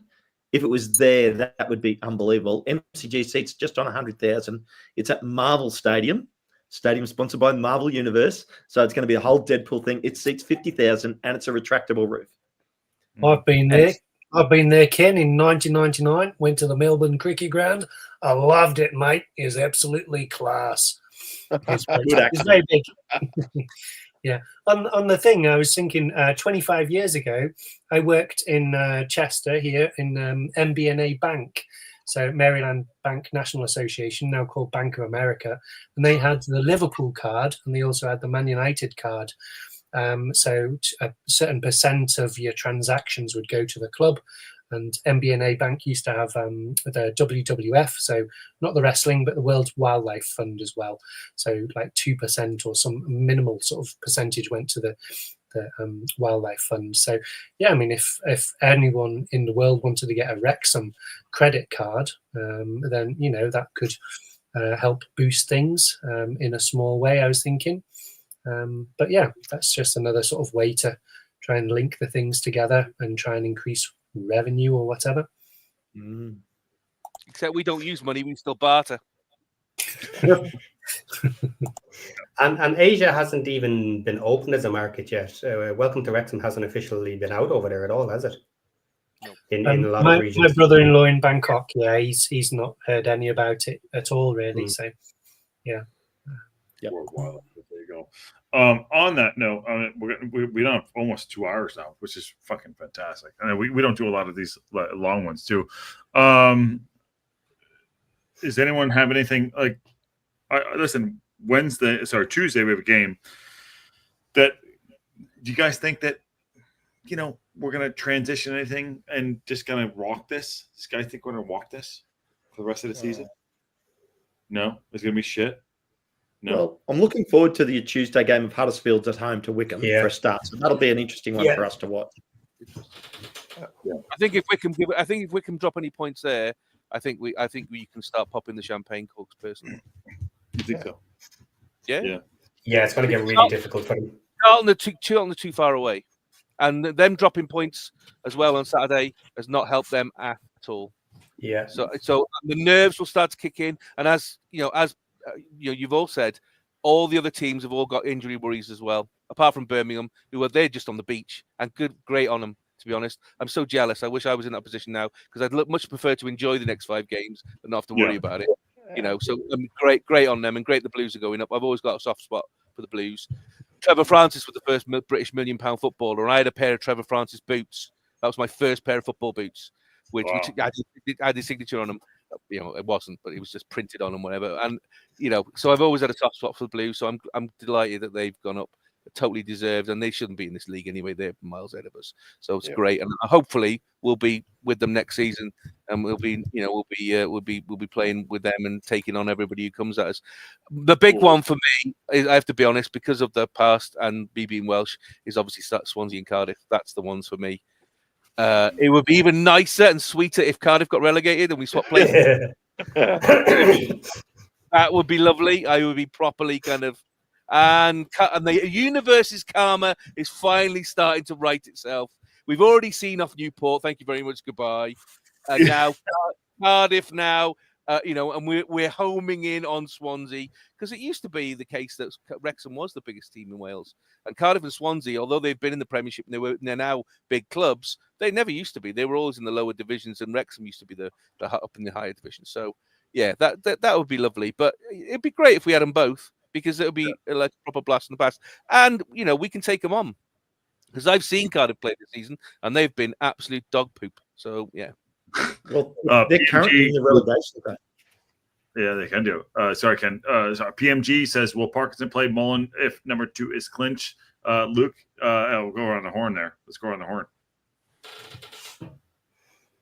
Maybe in the last 2, but not before that. Yeah, I'd like to see Mullin playing. That would be really good. I wanted to see Mullin against Cambridge, but so it would be Parkinson and Mullin against Cambridge. But it wasn't meant to be, I guess. And as you're saying, maybe he's not been up to the mark this season. But yeah, I'd like to have him on the bench at least for at least 2 of the 5 remaining games. Yeah, it's just been a shame, because I think he's definitely got it in him. And Josh, you say it every single match or every single video, don't you? I think there's one thing about him. Well, you go ahead. No, just something, right? Just a little something, right? Just a little something. We all know that we all Paul and Ollie a lot, because they've helped get us to where we are now. And that shouldn't be forgotten. That should not be forgotten. And it isn't by all of us as fans. We are all incredibly. I mean, look, behind me, there he is right there. Andy's over there on the pictures. And he's here next to me over here. They're all there. He's there. Ollie's there. Incredible what they've done for us. But Have Paul and Ollie been on the bench for the last 12 games? No. But Mo Farrell has, and Andy Marriott has. Jack Marriott has. You know, if you're going to get it so we're already promoted and you need to rest J-Rod and you need to rest Sam Smith, you're going to put Mo Farrell and you're going to put Marriott on there because they're the next choice. Or Revan. Well, Revan's not going to play up front. He's going to play on the wing. So whatever happens, he's never going to go. Can I play a yellow card? Can I play bad guy real quick, boys? Go, Josh. You guys are at the games, right? Patty, Aaron, Ken. They cut to Parkinson and they show over OTS over his shoulder, and you see the team behind him. When have you seen Mullen or Palmer sitting with Gio, Rev, all those guys? You know, I'm not being bad guy, but you guys are at the matches. Why are they not there? Especially at the home games.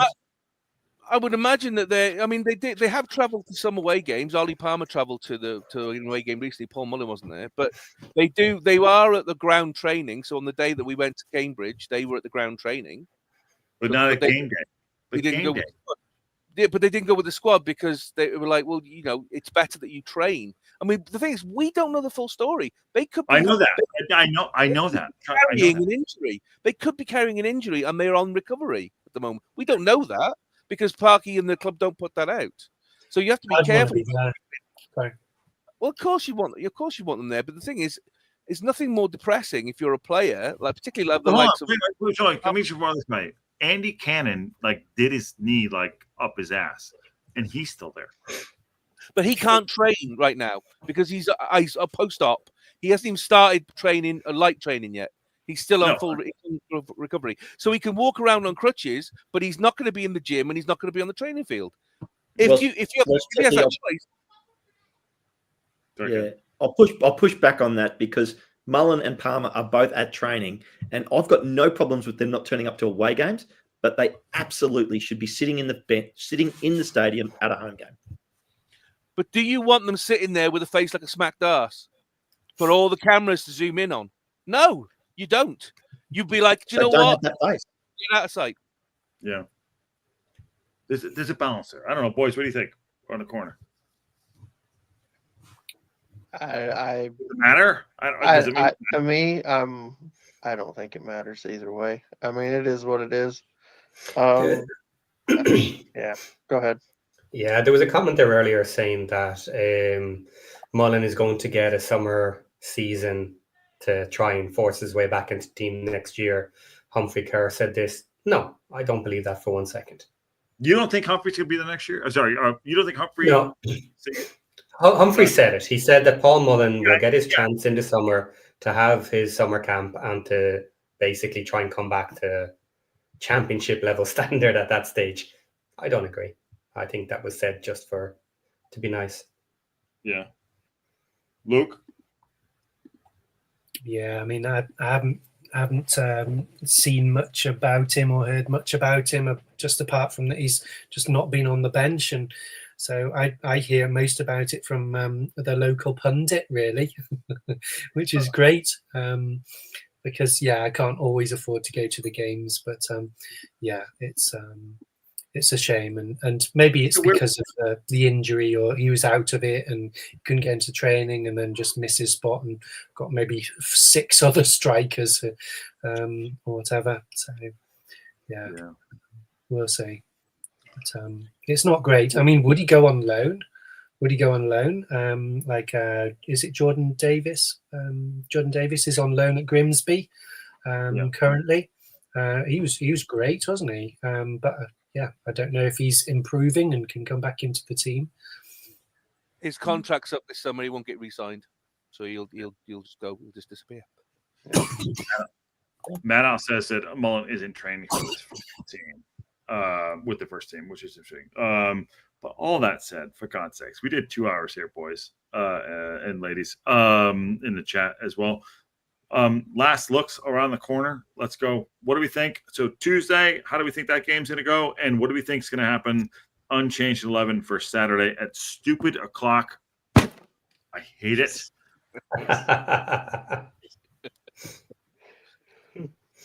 Yeah, Tuesday I'm hoping for a draw. Nice and simple. Wickham will drop points Tuesday. Definitely. Yeah. Luke? Yeah, I'm hoping for a draw. Maybe a 1-1 draw or a 0-0 ball draw. That would be ideal. Yeah. Yeah, thanks. Techie, when can I come back on your show? Anytime you want, sweetheart.